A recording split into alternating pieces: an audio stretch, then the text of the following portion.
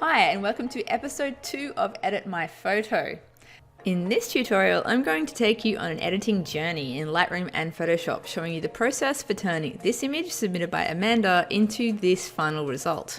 Feel free to follow along from start to finish or fast track using the chapter links below.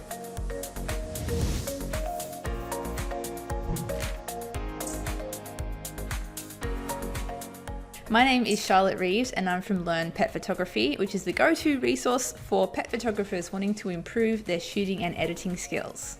Amanda was the winner of a recent Edit My Photo challenge. I run these challenges monthly in my Facebook group. And for this challenge, I submitted these 2 raw files that I'd taken of these 2 dogs, Tibby and Summit. I had some amazing entries of edits from all my Real Shoots complete course students, but the image that I chose was Amanda's edit, which is this one here. So as the winner of the challenge, Amanda got to submit an image for me, which is this one here, and I can't wait to dive into this edit. So here we are with Amanda's image that she submitted for me to edit as the winner of the Edit My Photo challenge. So here we have a beautiful black lab, looks to be under a pine tree, and the issue I think that Amanda's wanted to throw me a bit of a curveball here is the snow. So it looks like the snow has sort of come right up to the edge of where the dog is sitting. There's also some quite bright snow in the background here. So Amanda's placed the dog in the shade, so totally in the shade, but looking out towards the sky. So you can see some quite nice catch lights in the dog's eyes here, which are quite good. So the dog is actually reasonably well lit, and the only things we're really going to have to be concerned with in this is the blown out snow. Now I asked Amanda if she had any additional images where we had maybe a carpet of pine needles that we could have used to sort of fill in that area. She sent a few through, but there were none that sort of perfectly matched the right angle and focal length and all that kind of thing. So we're going to have to basically use what we've got here. The good news is I think we can do it. So let's dive into the basic edits and then we'll take the image into Photoshop and finish it off there. So to start off, just some basic adjustments. I'm going to fill the shadows here. So we can get a little bit more detail in the black dog. So shadow slider up, black slider down. So those 2 sliders I use nicely together to give a good result to help bring more definition to the blacks. Then I'm going to take the highlights down. We don't want to go too far with the highlights because, to be honest, I'm not really concerned with actually getting any detail in these white areas here because they are pretty blown out. We're not going to be using them anyway. So I'm not too worried about the highlight kind of areas. What I am going to do is just take that white slide up a little bit just to add a little bit more contrast. So I'm also going to add some clarity, some vibrance. In the tone curve sliders here, I'm just going to kind of repeat what I did above. So just bring those highlights down a little, not too much because we don't want to mess with them. Like I said, take the lights up, the darks down a little. So this dark slider under the tone curve here is a really, really good way of bringing back a black kind of look to a black dog once you've actually filled in detail with the shadows. So you've recovered information with the shadows and then you're basically making the black fur look black again, and that slider is perfect for that. Now looking at the white balance, it's actually not too bad as it is. I'm probably just going to maybe add a touch of magenta. It was looking a little bit green to me. In terms of the color temperature, it's actually not too bad. Maybe take it a little bit warmer. Now, the dog does have some color cast in its coat. I don't want to remove all color cast because that just doesn't look natural. But I am going to go to the HSL panel here and actually just take the saturation of, I think it's going to be the blues, but I'm going to use a little eyedropper here to click and drag downwards on the dog. Now see, it's actually picked up blue as the color in the dog there. So this is just helping to take some of that blue saturation out of the dog's coat. So we don't want to go too much with that because a black and white dog in a color world just doesn't look natural. So we'll steer clear of that look. So zooming back out again, let's do a little before and after. So that's a before. That's where we're up to now. So as you can see, we added quite a bit of contrast and it's really kind of made that black dog pop out nicely against that background. Now I kind of would like to make the background look a bit more warm, I suppose, because there is some nice bright sunshine coming in from behind there. So we might just take the saturation of the yellows and oranges up a little bit to sort of accentuate that sort of look. And you know what? That's all I'm going to do to it in Lightroom. We don't need to do a lot because most of the work is going to happen in Photoshop. So let's head over there now. Alrighty, so here we are with the image in Photoshop. So my plan of attack here is going to be using what we've got to try and reconstruct this blown out snow area in the foreground. Now, when you think about depth of field, especially with the shallow depth of field like this image was taken with, I'm pretty sure it was taken at f2.8. Let's just have a look. Yep, it was taken at f2.8. So that's a pretty shallow plane of focus we've got going on there. And that plane of focus pretty much just goes straight through where the dog's face is. So all you would really expect to be in focus is like a thin plane here of pine needles. And so this area in the foreground is allowed to look blurry because the foreground would be blurred with that depth of field. So what I'm going to do is actually grab some of this area here and also on the other side, that area there, and I'm going to flip it horizontally and vertically and stick it down in the front here to go over the top of this snow. So the first thing we're going to want to do is duplicate the background layer. And now I'm going to flip it horizontally and vertically. And the reason I want to do that is I don't want to make this too obvious that where we've taken this content from. So by flipping it horizontally and vertically, we've actually reduced the appearance of maybe repeating patterns or mirrored patterns or that kind of thing that would be a giveaway of what we've done. So first of all, I'm going to go Edit, Transform, Flip Horizontal, and then Edit, Transform, Flip Vertical. Okay. Now, so I can see what I'm doing when I'm moving this extra layer around.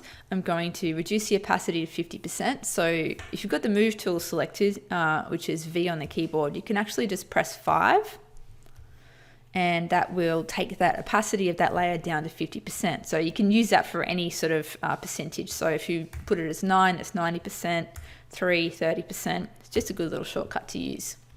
So moving this around here, I'm going to want to line up these blurry areas as best I can to go over the snow at the bottom. So let's zoom in a little bit more and have a bit of a look. So I'm thinking there might be good. Okay, now I'm going to take that opacity back to 100%. And then I'm going to add a layer mask by clicking on that layer and then holding down Option. I'm going to hide everything. I'm going to add a black mask here. So holding down Option and clicking on the Add Layer Mask icon in the Layers palette there adds a black mask. Now all we need to do is grab the brush, make sure it's a nice big brush, and then paint in on that layer mask with white to reveal what's in that layer.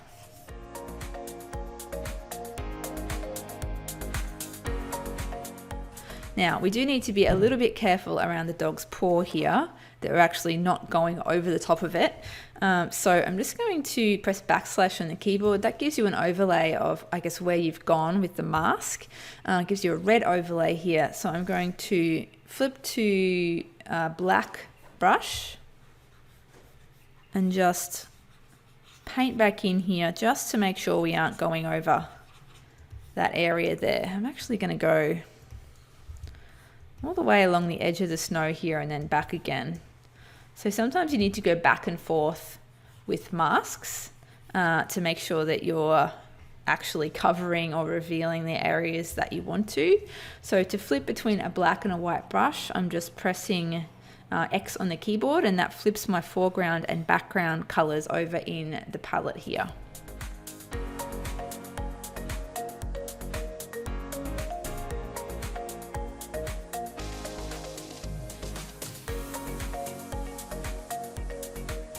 Okay, so I'm going to turn that mask overlay off. Now, I really want to make sure that the right part of this layer above is actually showing through. We've got the mask in the right place, but I'm just going to click the little link button here in the layers palette to unlink the layer and the mask, because what we want to do is actually move the layer until it looks good and keep the mask in the same spot. So I've clicked unlink here. Make sure I click the layer, And I'm just going to use my arrow keys on the keyboard just to make sure I'm getting a good result here, because what I want to do is make sure this depth of field is going to look correct. So I want to line it up so that the sharp areas kind of start and line up nicely with the sharp areas in that background layer there. So I think that's working quite well, because if we go too far up, it's going to be a sharp definition between the sharp sections and the blurry sections. See that? Whereas if we take it down, I'm just moving that layer, keeping the mask in place, you can really see where those sharp bits, those in focus bits of pine needles are lining up with each other. Okay, so I think that's working well. Definitely still needs some work around the dog, but we've got the edges looking okay. So I'm going to flatten that now, and I'm going to go in quickly and just remove a few of these things that don't make sense. So upside down pine cones, definitely something that doesn't make sense. Leaves little sort of bits of pine needle that look upside down, because remember we did flip this.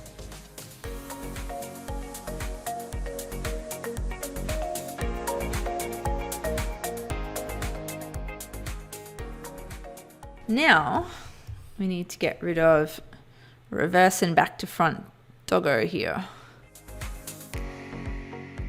So instead of using the patch shell to do this, I'm just going to do a content aware fill.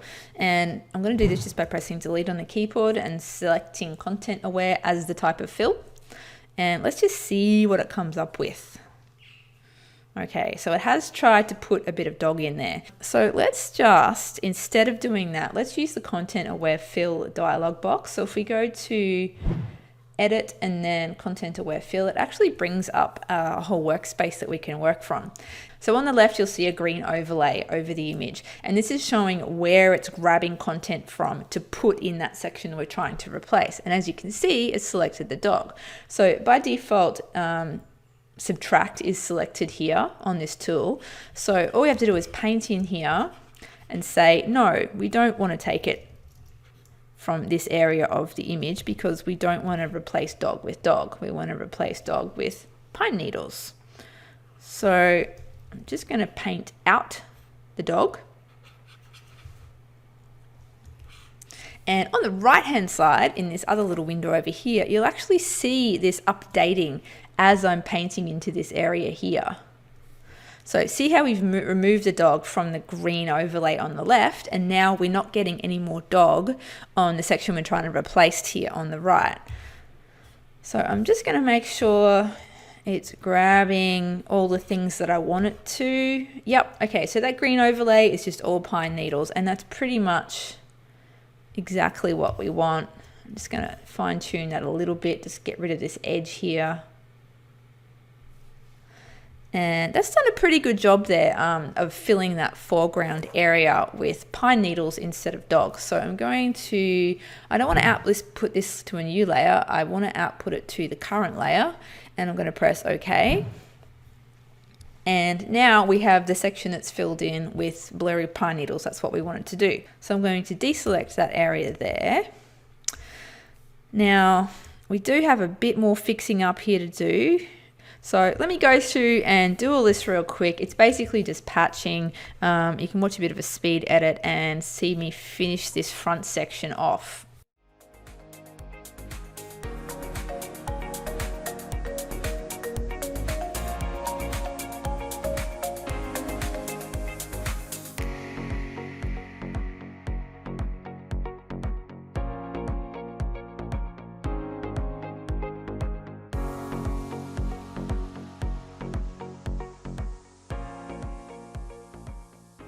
Now, I've just noticed we've got a bit of a sharp definition along the edge here, and this is where the dog was actually in the extra layer that we flipped down there. So I'd like to try and improve that section a bit more. So what I'm going to do is I'm going to grab a section over here. So I'm just using the patch tool, but I'm just using it as a selection tool. Doesn't matter what you use to select. You can use the patch tool, the lasso tool, marquee tool, anything you want. So I'm then going to change to the move tool, which is V on the keyboard, or you can press the icon up here. I'm going to copy, paste, that pastes into a new layer. I'm going to move this down here, and I could flip it, or I could just transform and spin it around, which is what I've done here. Now we want to put this, so we want to try and utilize this border, and I'm actually just going to reduce the opacity here so I can see what I'm doing a little bit more easily. So we want to make use of this border where it goes from sharp to blurry, and try and blend that a little bit better. I think that's good there. Okay, I'll take that opacity back to 100. Add a mask, a black mask, by pressing Option. Grab a brush. And I'm just going to paint in along the edge here.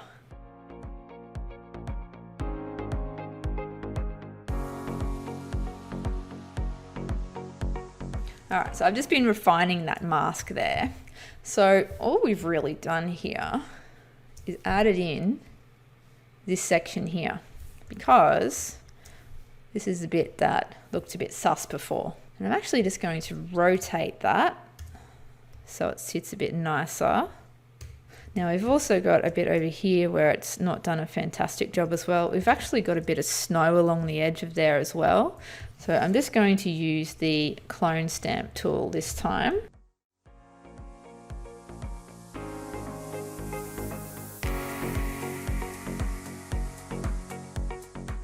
I just noticed we've got a couple of upside down sticks here, so I'm going to get rid of those as well.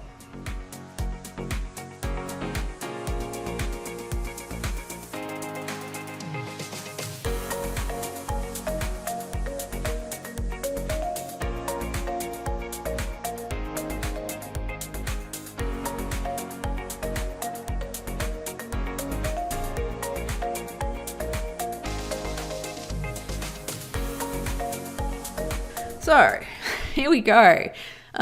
Where we started, let's have a little look back at the very start here, was here. And this is how far we have come in reconstructing this foreground. So I think that is not looking too bad. It could possibly do with a little bit more tidying up, but I'm not going to put you through sitting and watching that. Now we're going to talk about what to do about this section here, especially if this image is going to be chosen for something like wall art. I would probably prefer to see if we can try and get rid of that. So again, I'm going to duplicate the background layer, set the opacity to 50%, and then move that up. So what I'm going to do here is basically take this snow line up a little bit so that it meets the edge of the tree. And I think it's actually going to help on the other side as well, because we want to do that. We can't have the snow line coming at a particular height on one side of the tree and then a different height on the other side of the tree. So we're going to have to do this on both sides. So let's take it up to about there. We can always move this later. Take the opacity back to 100, add a black layer mask, Option, click on the mask icon. And then you can take the brush in here, make sure it's a white brush, and take that level up. So we don't have a big white strip up there. Now, could be a little bit interesting where it touches the dog here. So I'm only going to take it in so far as we're not seeing the dog from the other layer. Okay, I can quite easily fill that section in using Content Aware. I do have to fix up a couple of repeating patterns here, but I can do that. And on the other side here, Let's see if we can bring that snow line up a little bit on this side as well. There we go. That looks quite natural, I think. Let's make sure it's nice and neat.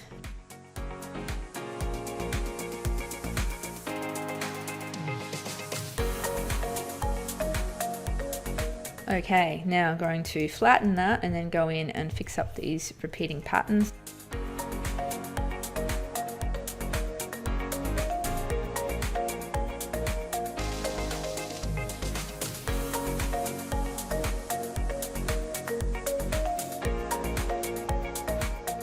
So we've taken that snow line up, that's good.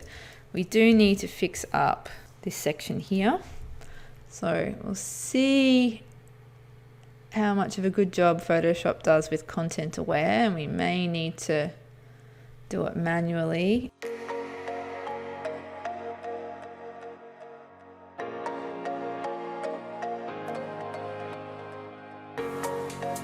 At this point, sorry, I do tend to skip around a little bit sometimes. I'm going to just get rid of this tag and the collar, just because you can't see them very clearly, so they're not really any point in keeping them in, unless of course they are special to the dog's owner, and then you would keep them in there.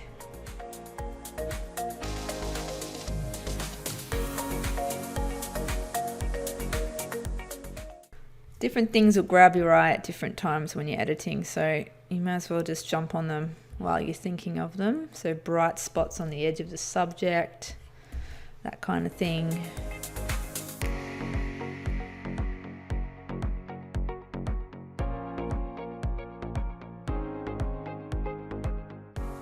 Let's see what we can do about these bright bits as well. This sort of thing didn't used to bother me, but I find that really bright sections, like right close to the dog, kind of tend to annoy me a bit now.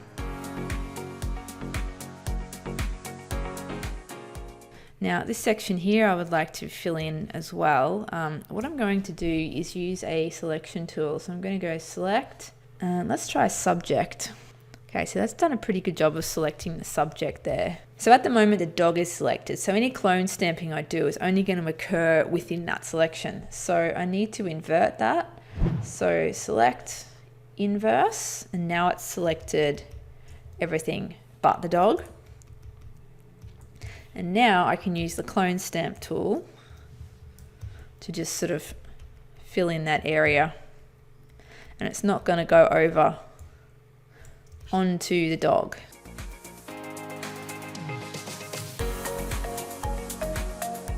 Now while I'm clone stamping, I can deselect now because I'm not working along the edge of the dog, but I'm going to just try and clone stamp down into this snow line a little bit, just so it's not quite so obvious.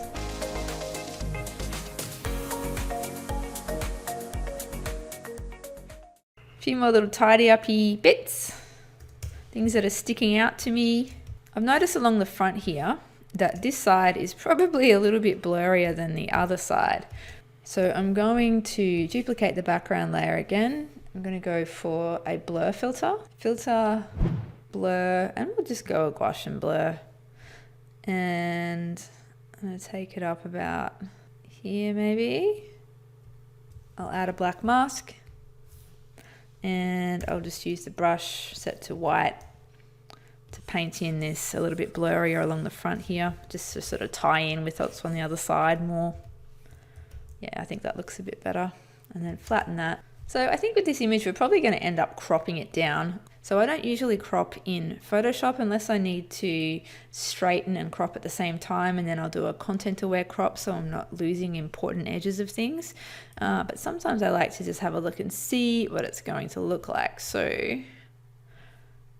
I think the final crop might be something like this.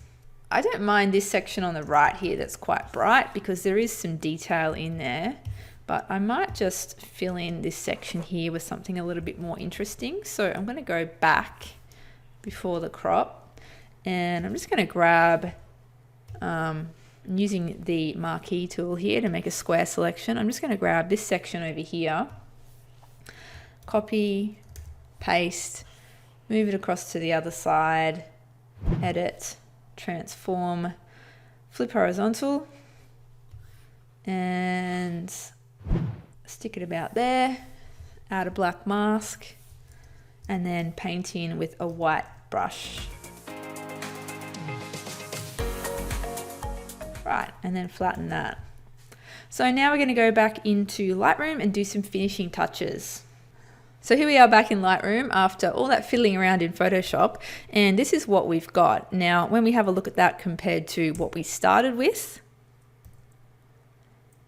you'll see that we've gotten rid of all of that blown out white snow. We've made it a very sort of foresty sort of image with some sunshine coming from behind, and I think it looks a lot better. So I'm going to just do a crop here because I want to know what I'm working with exactly. So I'm thinking something like this. This is why I love cropping in Lightroom, because you can really fiddle around with getting the exact right crop that you want, and it's non-destructive, so you can always go back because you've got all the original image there as the PSD file that you've saved. So I think that's pretty good for the crop. We're going to do some vignetting here. So I'm just going to do a quick post-crop vignette. So post-crop as in it applies the vignette to your crop rather than to the whole image that you've got there. Take that down a little bit. Take the midpoint in a little bit as well. I think that's pretty good. Let's just help to darken those edges. I'm also going to add a little gradient at the bottom here, just to darken off this foreground a bit more. So I'm just dragging from the bottom to the top there of that section, and I'm just going to take the exposure down just to darken off the front there, and also reduce the clarity a little bit. Now, just a little bit of final tweaking here. I'm just going to add a little bit more contrast to the image and perhaps a little bit more exposure as well. So exposure up, dark slider down. It helps to bring some contrast to the darker tones. Whites up a little bit. That also helps to bring some contrast to the lighter tones. I'm also just going to add a little bit of tint, so towards the magenta side, just to stop it from looking too green. And that's it. That's the finished image. Let's have a look at the raw file before. So we'll do a reset on that. So that's the complete raw file. And then this is after the complete edit. And then this is actually how we brought it back into Lightroom from Photoshop before we did the final edits in Lightroom. So we've just added a bit more contrast, darkened around the edges. And I think that's a great result. Thanks so much for joining me for this edit. If you're liking these videos, make sure you subscribe to my YouTube channel because I'm hoping to bring a lot more of these out in the future. They're heaps of fun to do, and I hope that you've been having fun watching them. Catch you next time. Bye.